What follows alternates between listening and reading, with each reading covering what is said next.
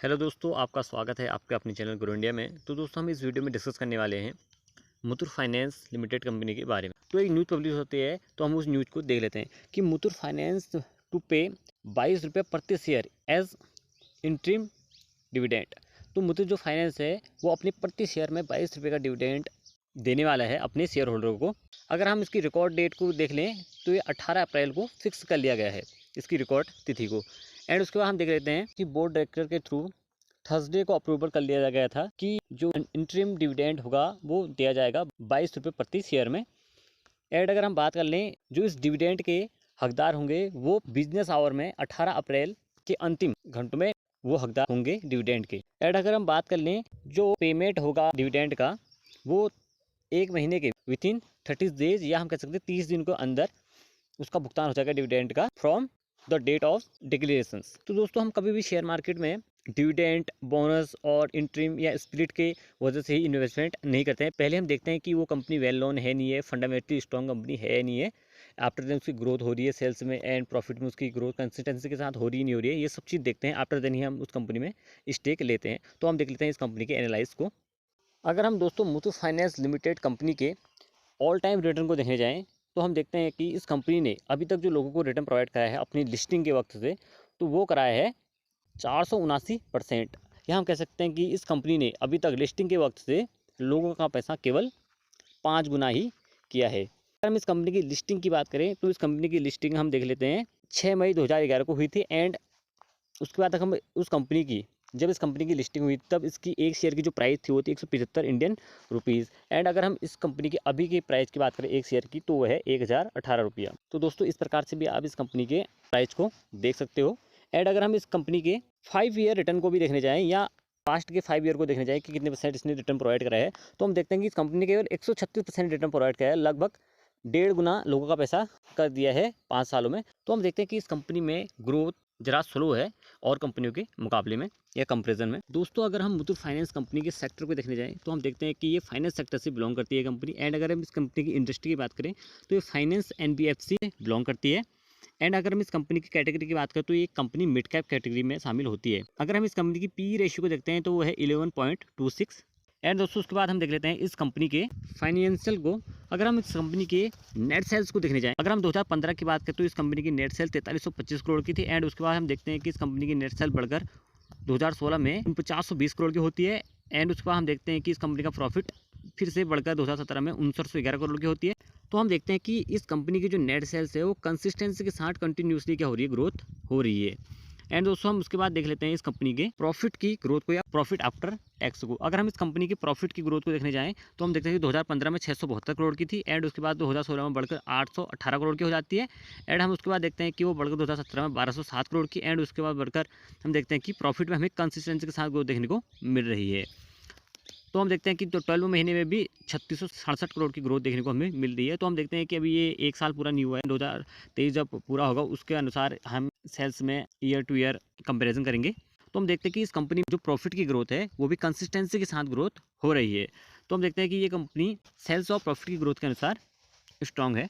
And दोस्तों, इसके बाद देख लेते हैं कि इस कंपनी में म्यूचुअल फंड होल्डिंग किस प्रकार से, या हम कह सकते हैं कि एमएफ होल्डिंग किस प्रकार से। तो हम देख लेते हैं फरवरी के महीने की म्यूचुअल फंड होल्डिंग। तो हम देखते हैं कि जो फर्स्ट म्यूचुअल फंड है वो है एसबीआई फोकस्ड इक्विटी फंड। अगर हम इस फंड की बात करें तो इस कंपनी में इस फंड ने बाइंग की है जो कि है 0.68%। एंड अगर हम दूसरे फंड की बात करें वो जो है एसबीआई इक्विटी हाइब्रिड फंड, तो हम इस फंड की बात करें तो इस फंड ने फरवरी के महीने में कोई भी एक्टिविटी नहीं दिखाई इस कंपनी में, ना ही बाइंग की है ना ही सेलिंग की है। आप देख सकते हो इस प्रकार से स्टेबल है यहाँ पर जो इनकी एक्टिविटी है। एंड उसके बाद हम अगर तीसरे फंड की बात करें तो है मेरिया असिस्ट लार्ज कैप फंड, तो इस फंड ने भी इस कंपनी में सेलिंग की है। तो हम देख सकते हैं कि जो कि है -6.16%। एंड उसके बाद हम चौथे फंड को देखने जाएं जो कि है आईसीआईसीआई प्रूडेंटियल इंडिया अपॉर्चुनिटी फंड। अगर हम इस फंड की भी बात करें तो इस फंड ने भी इस कंपनी में बाइंग की है जो कि है +4.99%, लगभग 5% इस कंपनी में बाइंग की है इस फंड के थ्रू।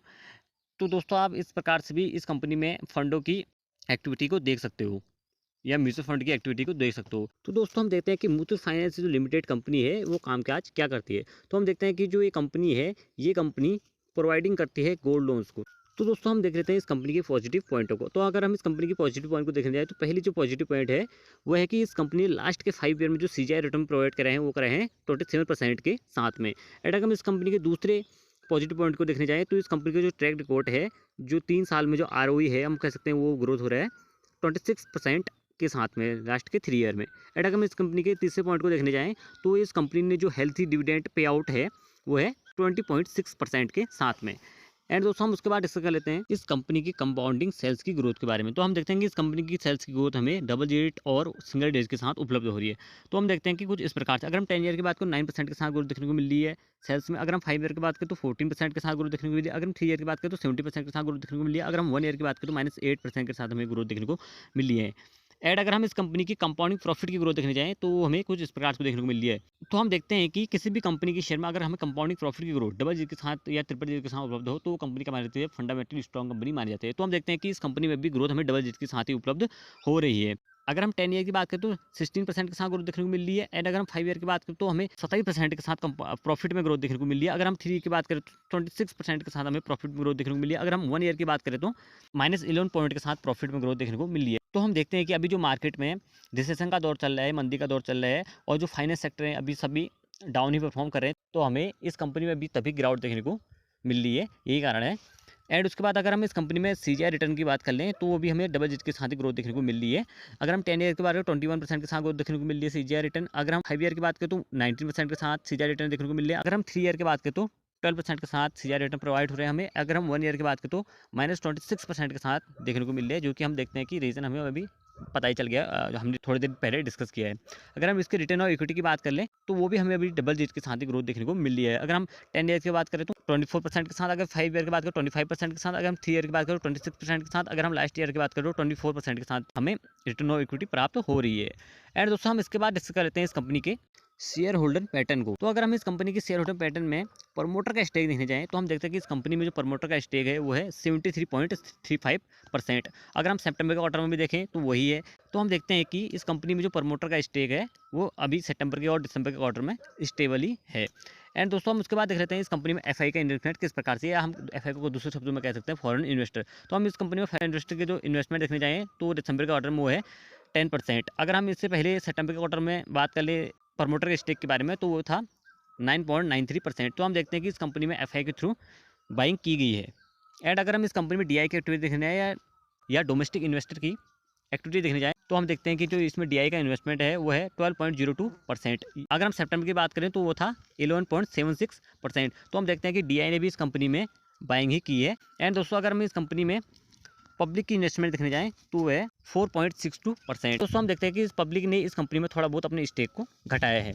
तो दोस्तों हम देखते हैं कि ये कंपनी फंडामेंटली स्ट्रॉन्ग कंपनी है। इसमें प्रॉफिट की ग्रोथ, सेल्स की ग्रोथ और सीजीआई रिटर्न हमें डबल डिजिट के साथ उपलब्ध हो रहे हैं। तो दोस्तों हमें जब भी ये कंपनी 20% के साथ या 20% से ऊपर गिरावट के साथ कभी भी उपलब्ध हो तो इस कंपनी में हम स्टेक लेने के बारे में सोच सकते हैं स्टडी के अनुसार। एंड दोस्तों अगर आपको ये वीडियो इन्फॉर्मेटिव लगी हो या नॉलेजेबल लगी हो तो प्लीज़ इस वीडियो को लाइक कीजिए एंड इस चैनल को सब्सक्राइब कीजिए। मिलते हैं अगली वीडियो में, तब तक के लिए बाय बाय दोस्तों।